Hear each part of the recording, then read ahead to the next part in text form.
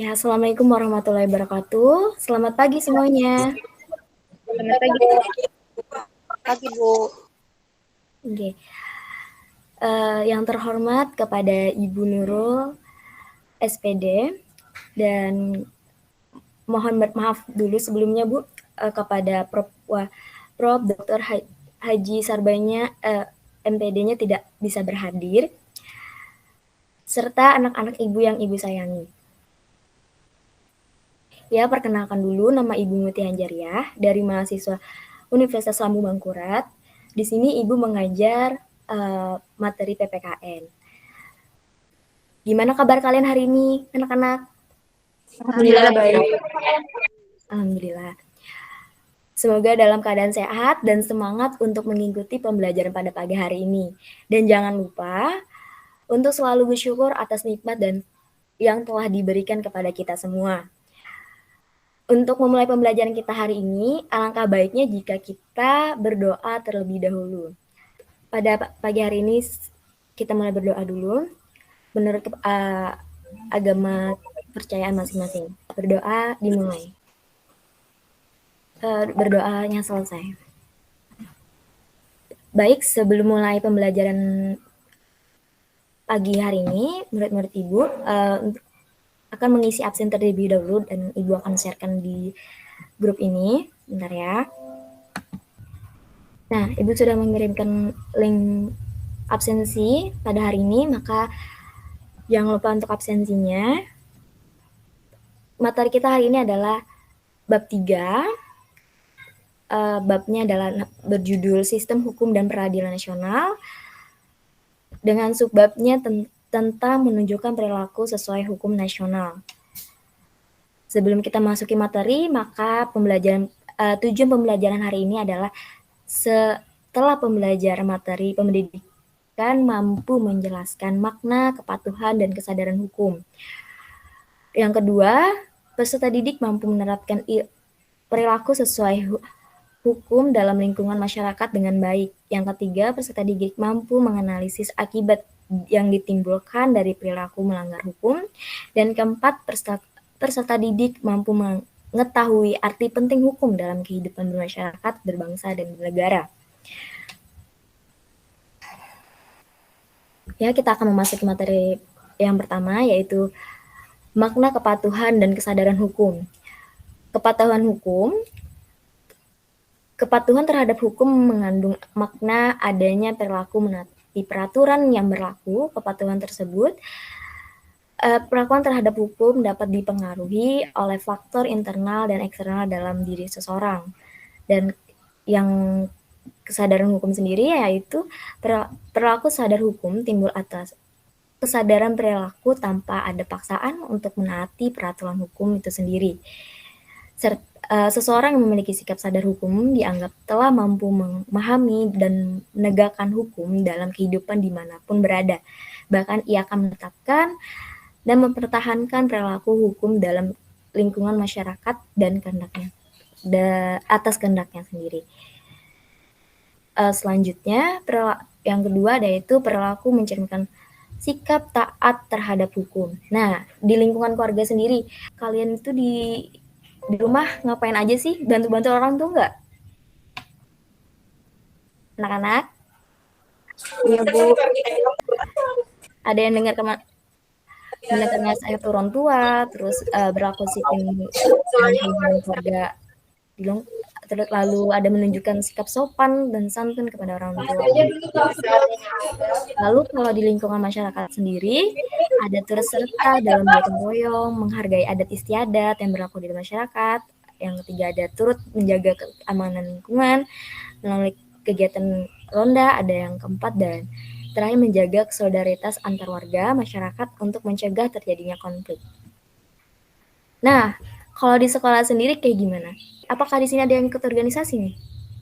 Ada, Bu. Organisasi apa tuh?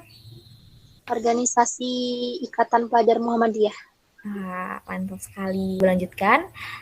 Kalau lingkungan sekolahan menaati tata tertib yang berlaku di sekolahan, melaksanakan tugas piket yang dengan disiplin, mengerjakan penilaian harian dengan penuh percaya diri, dan yang terakhir hormat dan sopan kepada guru. Itu gambar contohnya bersih-bersih keras ya.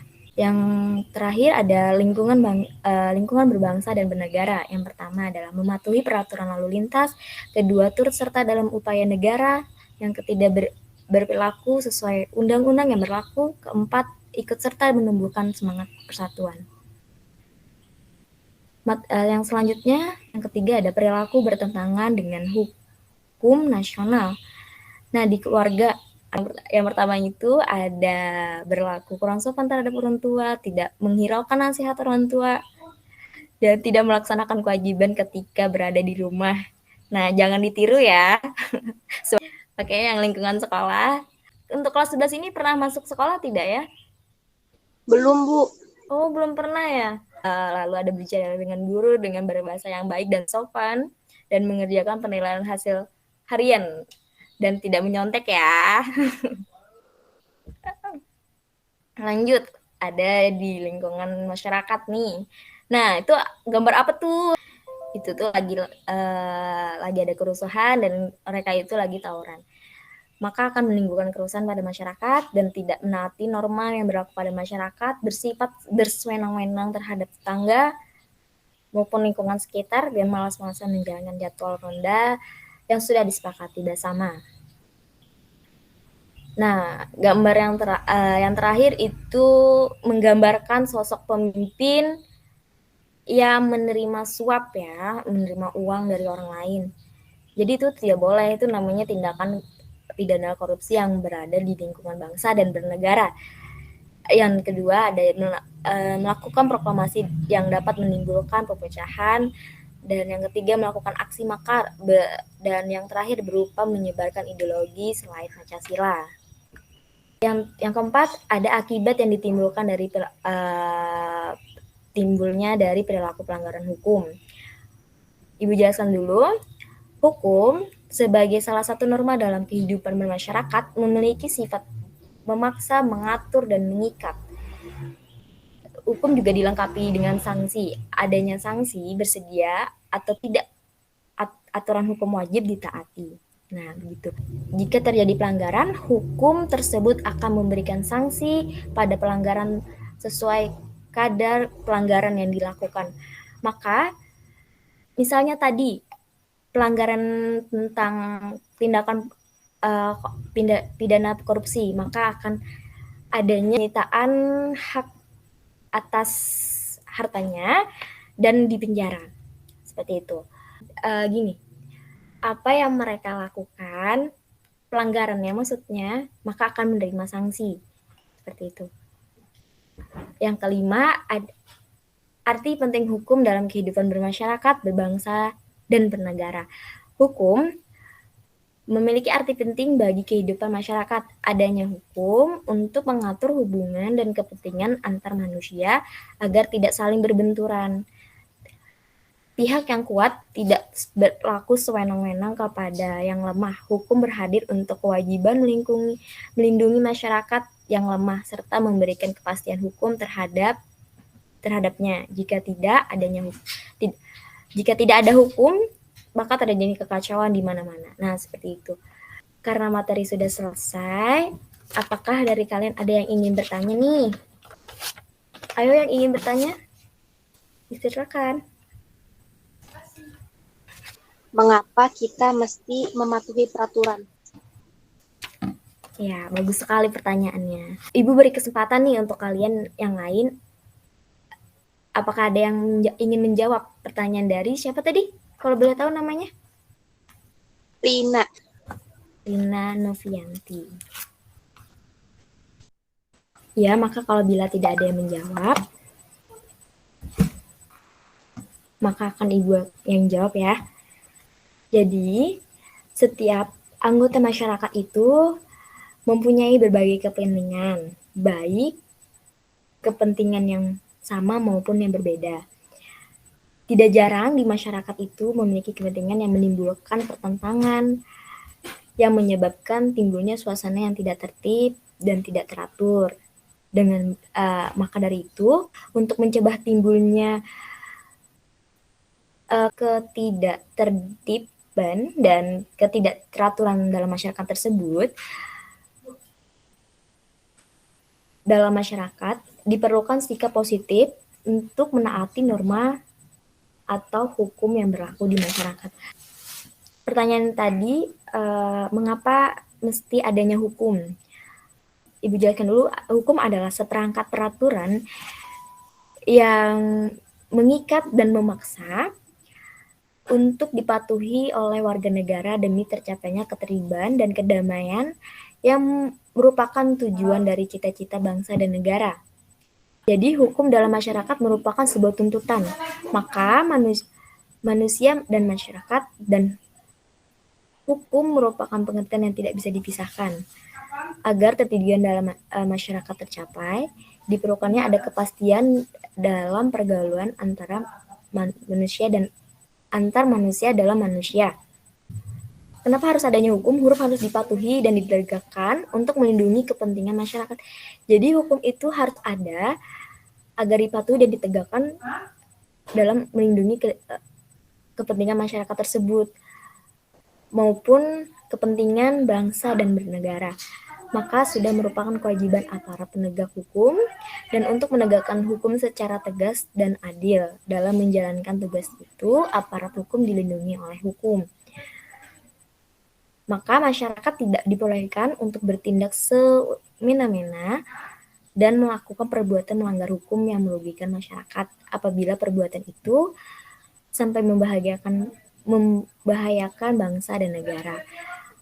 Aparat juga tidak boleh gentar dan mundur sedikit pun dalam melakukan penegakan tersebut. Nah, begitu jawaban dari Ibu. Apakah dari Rina Novianti bisa memahami jawaban yang Ibu berikan? Apakah masih kurang paham? Bisa ditanyakan kembali. Bagaimana Rina Novianti? Ini Bu. Apakah sudah paham? Bisa dimengerti? Bu. Ini. Oh ya, jangan lupa untuk mengisi absensi yang Ibu sudah share di chat room ini. Jangan lupa diisi ya daftar hadirnya. Maka sudah selesailah pembelajaran kita pada hari ini. Maka Ibu ingin satu orang untuk menyimpulkan materi pada hari ini. Apakah ada yang ingin menyimpulkan? Dipersilakan. Disebutkan nama dan nama lengkap dan kesimpulannya. Ayo nanti Gildan, apakah ingin menyimpulkan materi pada hari ini? Silakan.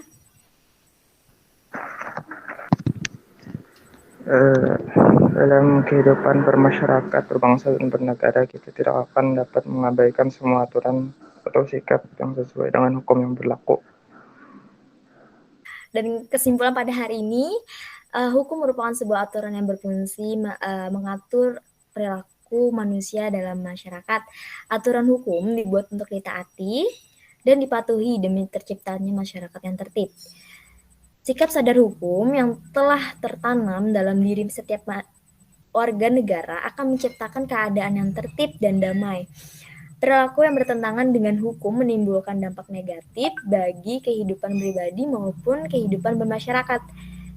Nah, sebelum mengakhiri pembelajaran itu tadi kesimpulan dari Ibu, maka sebelum mengakhiri pembelajaran hari ini, maka Ibu minta tolong untuk kalian mengerjakan soal latihan yang Ibu share di Google Meet ini, atau bisa juga Ibu nanti kirimkan lewat WA ya.